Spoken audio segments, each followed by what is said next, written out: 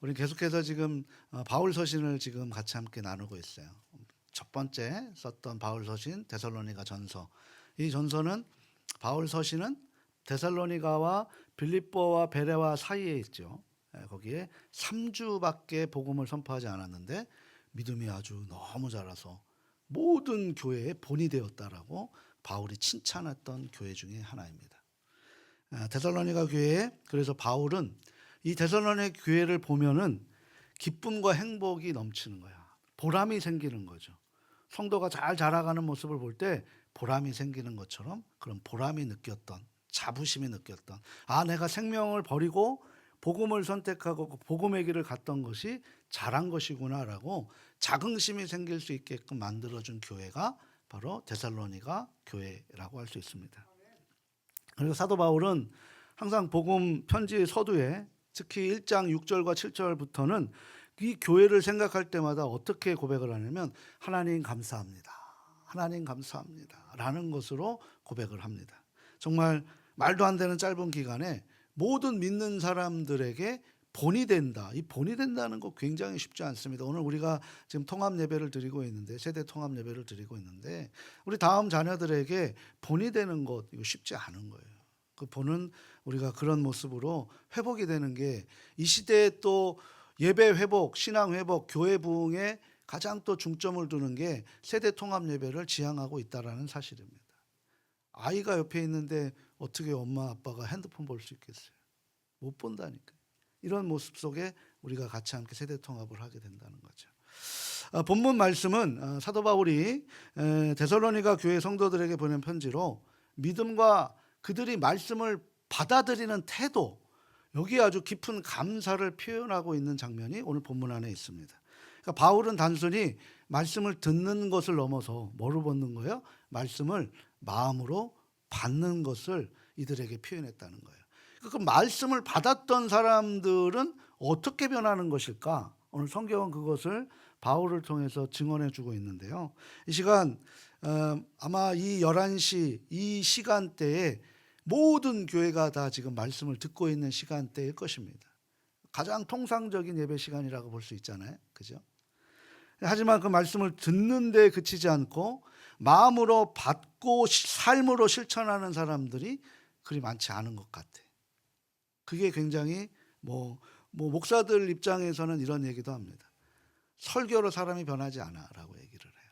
하나님의 능력, 복음의 능력과 성령의 능력으로 역사로 변화가 되는 거죠. 그러기 위해서는 자세가 우리가 길가시냐, 돌짝밭이냐, 가시덤불이냐, 옥토냐 이런 부분들을 우리가 함께 나누는 거예요. 그래서 찬양대가 존재하는 것이고 우리 찬양 같이 기도하고 예배를 준비하는 거예요. 그래서 원래 토요일은 주일 준비일입니다.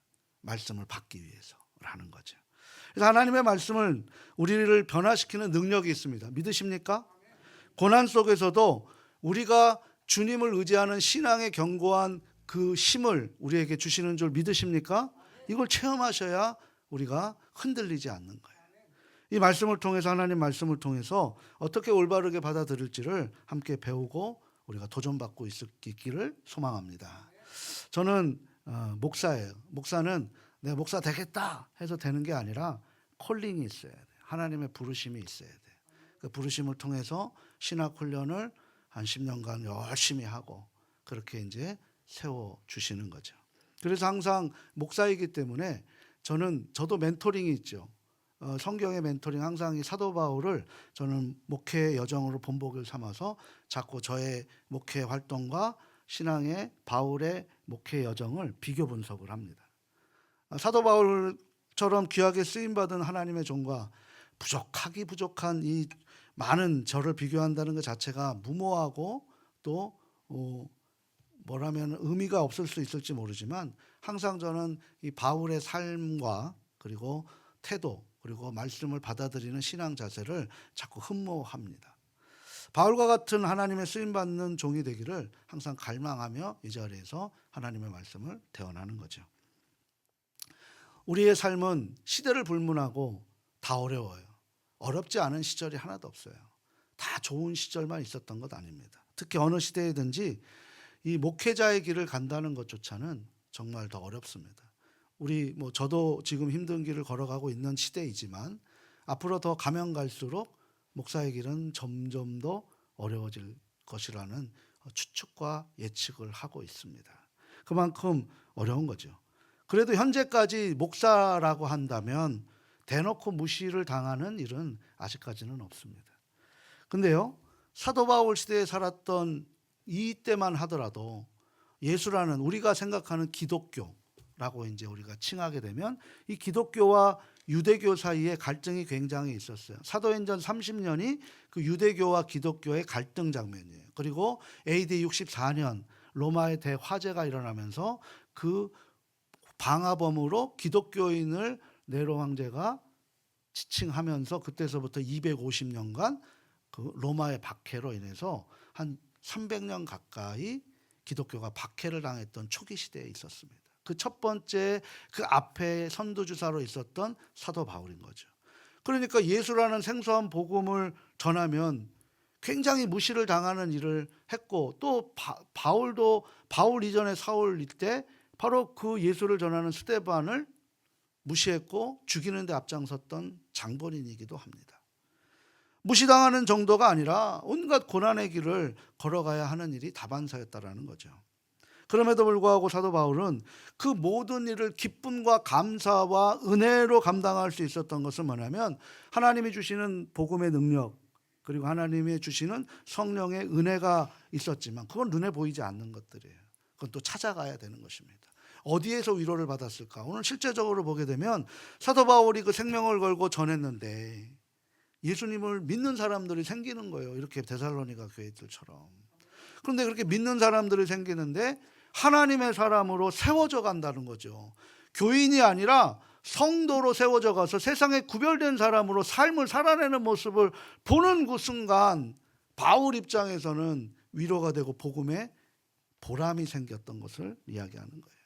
실제로 데살로니가전서 3장 7절에 보게 되면 바울은 모든 궁핍과 환난 가운데서도 데살로니가 교회가 성도들이 믿음으로 말미암아 내가 위로를 받는다라고 그렇게 스스로 그렇게 고백하고 감사를 전했던 장면이 있습니다. 그리고 8절에는 그들이 지금 주님 안에 굳게 서 있다라는 것 소식으로 이제 내가 그 모습을 볼 때 내가 살 것 같다, 내가 이제 숨을 좀 쉴 것 같다라고 숨통이 트인다라고 그 서신에 그대로 기록하고 있다라는 거죠. 마찬가지로 목회자에게 있어서 가장 큰 보람이 뭘까요? 성도들이 구름대처럼 몰려서 막 예배가 드려질 데가 없어갖고 막 우리 교회가 막 3,000명, 5,000명 되는 그런 큰 교회가 되는 유명한 목사 되는 걸까요? 그래서 막 여기저기서 막 모셔가는 그런 모습으로 가는 게 목사의 큰 보람일까요? 예배당을 아주 번듯하게 지어 놓는 것이 목사의 보람일까요? 넉넉한 사례비를 받아서 풍족하게 사는 것이 목사의 성공 가도에 가늠하는 기준일까요? 성도들에게 주님과 같이 특별한 대접을 받는 것이 목사의 기쁨일까요? 그렇지 않다는 거예요. 그럴 수도 있습니다. 그런데 그것은 목사의 입장이 아니라 인간적인 바람일 수 있죠. 이런 것들이 큰 기쁨이 된다면 그것은 자기 만족이기에 하나님의 종이라고 할 수 없습니다. 그렇다면 하나님의 종으로서 그 목회자가 가장 큰 보람이 뭘까요? 목사는 가르치는 직분을 가진 자예요. 뭘 가르쳐요? 하나님의 말씀을 가르치는 존재입니다.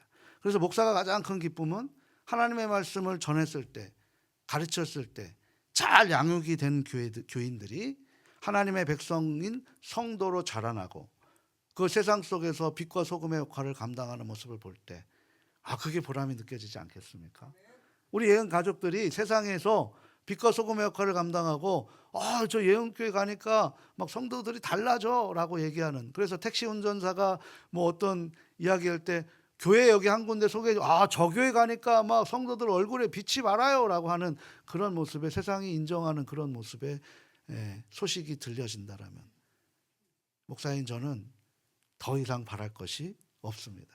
이게 큰 보람일 거라는 것을 사도 바울을 통해서 저도 느낄 수 있었습니다. 날마다 주님이 성도들이 주님 안에 굳게 서는 것이죠. 저도 이러한 바울의 큰 보람이 날마다 확인하는 목사가 되기를 간절히 기도하고 있습니다. 제가 하나님의 재판 때, 제가 이제 마지막 하나님 천국 들어가기 전에 하나님을 만나는 마지막 날에 재판 때 가서 너는 뭐 하고 왔느냐라고 했을 때 제가 보여드릴 수 있는 제 양력은 예언 가족들밖에 없어요. 이 가족들입니다. 주님 맡겨주신 영혼들 이렇게 일꾼으로 잘 세워졌습니다. 이것밖에 제가 자랑할 것이 없다라는 것을 말씀을 준비하면서 느껴집니다.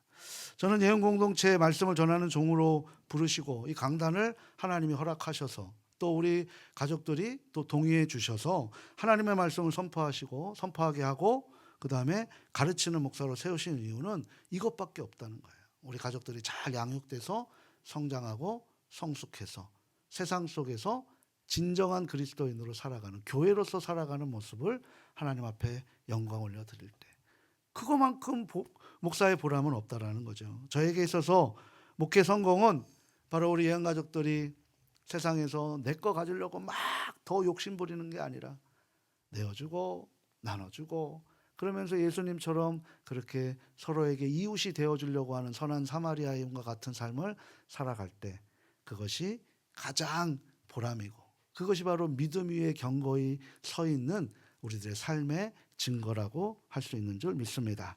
그래서 저도 우리 예언 가족들을 세상에 이렇게 표현하고 싶어요. 바울처럼 우리 예언 가족들이 소망입니다. 우리 예언 가족들이 기쁨입니다. 우리 예언 가족들이 자랑의 면류관입니다. 우리 예언 가족들이 하나님의 솔리데오 글로리아, 하나님의 영광입니다 라고 이렇게 자랑하고 보람하며 그거 자랑하고 싶어요. 뭐 우리 교회 11조가 얼마다, 우리 교회 성도가 얼마다, 이런 자랑이 아니라 진짜 그리스도인 하나님의 사랑을 전하는 일에 우리가 그것을 자랑하는 교회, 그런 자랑을 할 수 있도록 만들어 주시기를 다시 한번 주님 안에서 부탁합니다. 우리 교회 머릿돌이 뭐예요? 우리 그 머릿돌 말씀이 이사야 60장 22절 말씀이죠. 작은 자가 천명을 이루겠고, 뭐예요? 작은 자들이 많이 모인다는 거예요. 교회는 연약한 자들이 많이 모이는 거예요. 천명을 이루겠고, 그 약한 자들이 어떻게 되겠어요? 하나님 나라를 이루겠다는 거예요. 강국을 이루겠다는 거예요. 바로 그것이 예언교회에 지어진 머릿돌인 줄 믿습니다. 오늘 말씀 속에서 행복이 넘치고 신앙생활하기에 좋은 예언교회가 될 수 있는 비결을 오늘 소개하고 있는데요. 데살로니가 교회 성도들이 어떻게 해서 이렇게 귀한 존재가 되었는지 그 비결을 확인하고 도전받기를 다시 한번 주님 안에서 기도하는 마음으로 전합니다. 그러면 그 비결이 무엇인지를 한번 확인해 볼 필요가 있겠는데요. 첫 번째 우리 같이 한번 확인해 봅니다. 함께 합니다. 하나님의 말씀은 사람의 말로 듣는 것이 아니라 하나님의 말씀으로 받는 것입니다. 오늘 본문 13절 상반절 말씀을 확인해 봅니다. 함께 합니다. 너희가 우리에게 들은 바 하나님의 말씀을 받을 때에 사람의 말로 받지 아니하고 하나님의 말씀으로 받음이니 진실로 그러하도다. 아멘. 그러니까 사도 바울은 데살로니가 교회 성도들이 하나님의 말씀을 대하는 태도를 극찬을 한 거예요. 어떻게 했어요? 어떤 칭찬이었어요? 하나님의 말씀을 사람의 말로 여기지 않았다는 거예요. 우리가 신앙에 성숙할 수 있는 방법을 지금 성경은 사도 바울의 그 체험을 통해서 우리에게 도전해주고 있는 줄 믿으시길 바랍니다. 오로지 어떻게 했어요? 바울이 전한 말씀, 바울도 사람인데 실수하는 사람인데 사람이 전한 메시지, 하나님 말씀을 하나님의 말씀으로 믿고 받았다는 거예요. 그것이 중요합니다. 이게 신앙의 핵심입니다. 하나님의 말씀은 단순한 지식과 정보가 아닙니다. 우리를 변화시키는 능력이 말씀 안에 있는 줄 믿습니다. 하나님의 말씀을 잘 받은 사람들이 성경 곳곳에 여럿이 있지만 제가 이 말씀을 대할 때 가장 먼저 생각이 났던 사람이 구약시대 첫 번째 노아라는 사람이에요. 노아에게 하나님이 명령을 하셨죠. 뭐 하라 그랬어요? 저 아라라산 꼭대기에다가 방주를 저어라. 배를 산에다 지라고 하면은 짓겠습니까? 말도 안 되는 이야기를 지금 하나님이 하셨단 말이에요. 저는 이 말씀을 대할 때 하나님이 그 죄가 그 아라란 산 꼭대기에 있을 때까지 하나님께서 기회를 주신다라는 것으로 느껴졌다는 거예요. 그럼에도 불구하고 사람들이 비웃고 하나님의 말씀을 그냥 귀로 듣고 경홀히 여기고 사람의 소리로 들으니 그 말씀에 힘을 이루지 못하고 변화가 되지 않으니 결국은 멸망의 길로 갔던 모습을 봅니다. 근데 하나님의 말씀을 하나님의 말씀으로 받아들인 거죠, 노아가. 노아도 이성으로는 도저히 이해가 안 되는 힘든 말씀이었어요. 하지만 그것을 판단하지 않고 그대로 자기 마음밭에 받아들이니 어떻게 됐습니까? 하나님의 구원 역사를 이루는 도구가 된 거예요. 이 시간 우리 가족들에게 한번 여쭙니다. 지금 이 앞에서 있는 예언교회 담임 목사로 서 있는 저의 입술을 통해서 선포되는 말씀들을 하나님의 말씀으로 받고 계십니까? 아멘. 감사합니다. 그저 젊은 목사의 말로 듣지 않기를 소망합니다. 그러기 위해선 저도 많이 노력을 해야겠죠.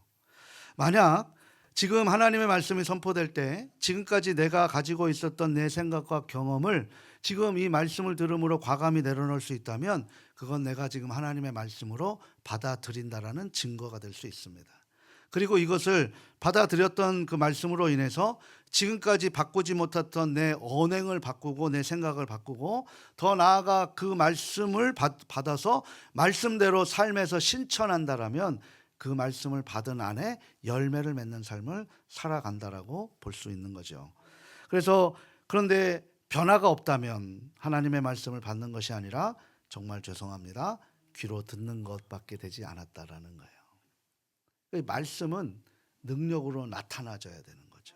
복음의 역사와 성령의 능력이라는 거예요. 같이 함께하는 거죠. 저는 강사나 연설자가 아닙니다. 강사와 연설자는 대상이 있죠. 회중이 있죠. 오로지 청중입니다. 이를 듣기 위해서 뭐 울리고 웃기게 하고 막 감정을 막 쥐었다 놨다 하는 그런 사람들이겠죠. 그러나 저는 청중의 마음에 드는 강사나 연설자가 아니라 하나님의 말씀을 대언하는 목사로 서 있습니다. 지금 가족들 앞에 서 있는 것도 예배의 주체이신 하나님께서 허락하신 시간에 허락하신 장소에서 드리는 거예요. 그래서 나는 없고 오직 이 스피커로만 하나님의 말씀이 선포되는 거죠. 그래서 저는 하나님 나라의 대변인으로 하나님 나라의 말씀을 그대로 전하는 거예요. 그러기 위해서 열심히 말씀을 묵상하는 거죠. 대변인이 공식적인 말은 대변인의 사견을 가지고 말할 수 없습니다. 만약에 그렇게 사견을 가지고 말하게 되면 대변인에서 잘려버리죠. 그런 일들이 많이 비일비재하지 않습니까? 정부나 뭐 기업의 대변인이 자기가 잘못 말을 해서 책임지고 다 그 자리에서 내려놓게 하는 것들이 많았죠. 구약시대 선지자들도 자기의 생각을 말하는 사람들이 아니었어요. 자기의 생각을 말하는 순간 그 사람들을 우리는 거짓 선지자라고 이야기했습니다. 한번 생각해 보십시오. 예레미야가 눈물을 흘리며 회개하라고 얘기할 때 어떻게 했습니까? 2년만 있으면 하나님께서 우리에게 회복시켜줘. 그 달콤한 소리에 들어서 다 모두가 포로로 그 회복의 기회를 놓쳐버리고 다 바벨론 포로의 70년을 아픈 역사를 안게 가는 그런 이스라엘 역사를 우리는 결코 묵과할 수가 없다라는 사실입니다. 마찬가지로 이 시대의 목사도 시대만 바뀌어 있을 뿐 동일한 존재이지요. 하나님의 말씀을 과감하지 않고 있는 그대로 하나님의 마음을 전하는 것이 목사의 직무라고 할 수 있어요. 어떻게요? 대제사장이 대속죄일에 모든 죄를 가지고 주님 앞에 뒷걸음치면서 생명을 다해서 나아가는 것처럼 그렇게 전해야 되는 것이죠. 그러므로 가족 여러분, 설교 시간에 감정적 반응보다 은혜가 있어야 되는데 그 은혜는 내 감정, 내 마음을 감동시키는 것이 아니라 어디서 있어야 되냐면 이 은혜는 찔림에서부터 오는 줄 믿습니다. 말씀이 찔림에서 와야 돼요. 그 찔림과 그리고 그 찔림을 통해서 깨달음으로 나타나는 것이 은혜입니다. 이러한 마음가짐으로 예배의 핵심인 하나님의 말씀을 전하는 설교에 참여한다면 그 말씀을 한 인간의 설교의 말로 귀를 듣는 것이 아니라 하나님의 말씀으로 마음으로 받는 거예요. 그래서 사도 바울은 복음을 전하는 곳곳마다 사도 바울뿐만 아니라 거짓 교사들이 굉장히 많아서 어려움을 당했습니다. 그들 때문에 모함도 당했습니다.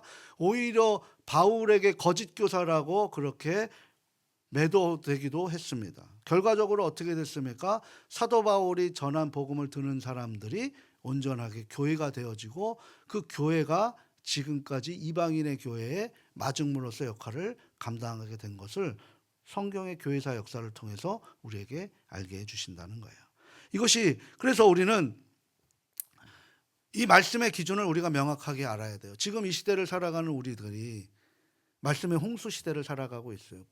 어떤 것이 분별이 될지 모릅니다. 그러다 보니까 우리가 그 판단의 말씀이 하나님의 말씀인지를 대언할 수 위해 기준이 뭐냐면 한 가지가 있다는 거죠. 그거 뭐냐면 누구를 기쁘시게 하기를 원하느냐라는 거예요. 나를 만족하기 위해 예배의 말씀을 듣느냐? 하나님께서 원하시는 말씀을 내가 받아들이기 위해서 찔림으로 그 말씀의 시간을 대하느냐? 차이가 있다는 거죠. 이 마음을 그 데살로니가전서 2장 4절에서 5절을 한번 보게 되는데요. 이렇게 표현하고 있어요. 같이 한번 읽어보도록 합니다. 오직 하나님께 옳게 여기심을 입어 복음을 위탁받았으니 우리가 이와 같이 말하면 사람을 기쁘게 하려 함이 아니요 오직 우리 마음을 감찰하시는 하나님을 기쁘시게 하려 함이라. 너희도 알거니와 우리가 아무 때에도 아첨하는 말이나 담심의 달을 쓰지 아니한 것을 하나님이 증언하시느니라. 아멘.